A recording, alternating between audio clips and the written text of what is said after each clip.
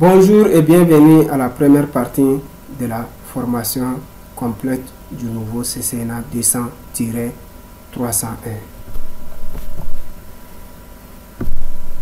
Moi, c'est Youssouf Mohamed Moussa, ingénieur en réseau informatique et télécommunications, certifié Cisco routage et switching et sécurité, formateur en télécom, réseau informatique et sécurité, administration système sous Windows et Linux, la virtualisation VMware, le cloud computing, la sécurité Fortinet et informatique générale.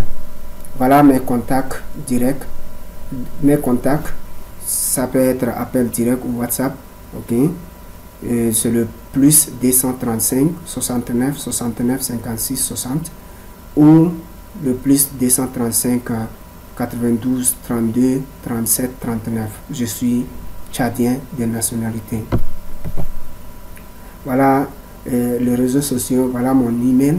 Mon adresse mail c'est Youssouf Mohamed Moussa 213 @gmail.com et mon compte Facebook c'est ingénieur Youssouf Mohamed Moussa. Le plan détaillé de la première partie est le suivant. Nous allons voir en chapitre 1 les fondamentaux des réseaux informatiques. Dans ce chapitre, nous allons définir et donner un exemple d'un réseau informatique, les composants d'un réseau informatique et leur fonctionnement, c'est-à-dire quand on veut mettre en place un réseau informatique, quels sont les équipements matériels qu'on a besoin et comment ces équipements fonctionnent. Maintenant, les rôles d'un administrateur réseau. Nous allons voir aussi les rôles d'un administrateur réseau. Vous avez l'habitude d'entendre un administrateur réseau, mais quel est son rôle au sein d'une entreprise? Maintenant, nous allons voir aussi le protocole IP et les adresses MAC. Le protocole IP, ici, nous allons nous focaliser sur le protocole IP version 4. Il y a aussi la version 6 qu'on va voir dans la deuxième partie de la formation. Donc après, nous allons voir aussi les types de câbles utilisés, les câbles à paire torsadée, blindés ou bien non blindés, les câbles Quasio, les câbles et la fibre optique.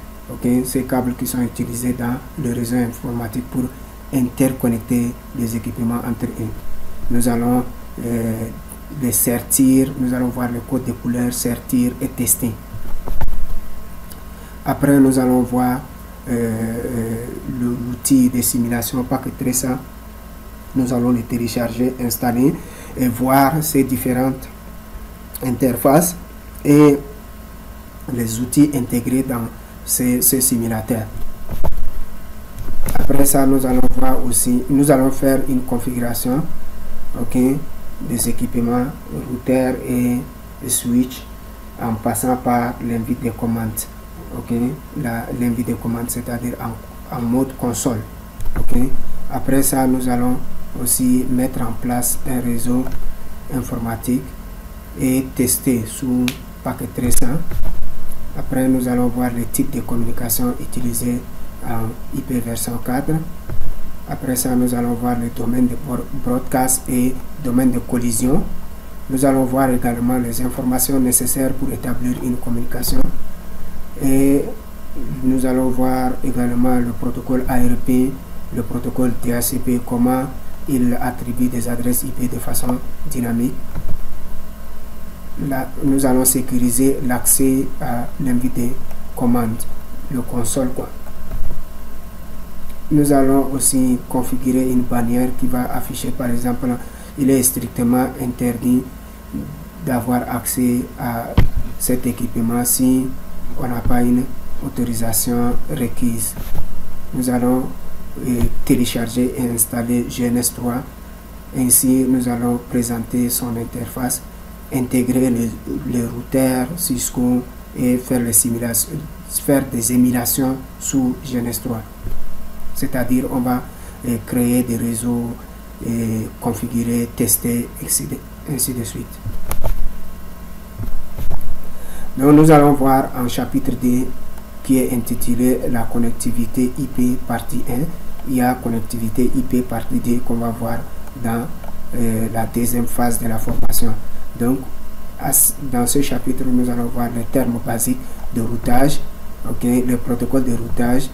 Nous allons configurer et tester le routage statique et la route statique par défaut. Nous allons voir le protocole de routage dynamique de façon générale. Et après, nous allons passer leur configuration, nous allons le faire dans la deuxième partie. Après le protocole de routage dynamique, nous allons passer au protocole DNS. Nous allons voir son importance, sa configuration sous paquet. Très simple. Après, nous allons voir le protocole de gestion à distance des équipements tels que le protocole Telnet et SSH, comment les configurer, comment ils fonctionnent. Voilà la fin de la première partie de cette formation.